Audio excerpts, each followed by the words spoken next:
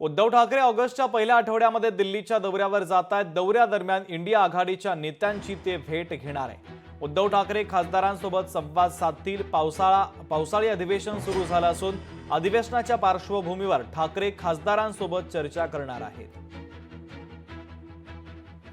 खरं तर मी 2 दिवस ती मुलाखत बघत होतो, घरगुती मुलाखत.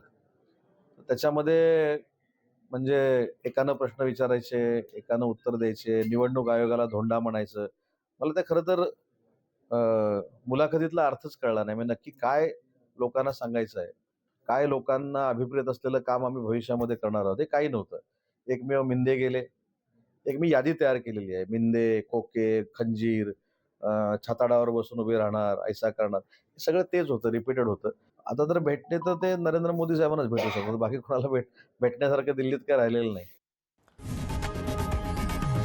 लोकशाही मराठी ऐका, पहा, जागरूक रहा.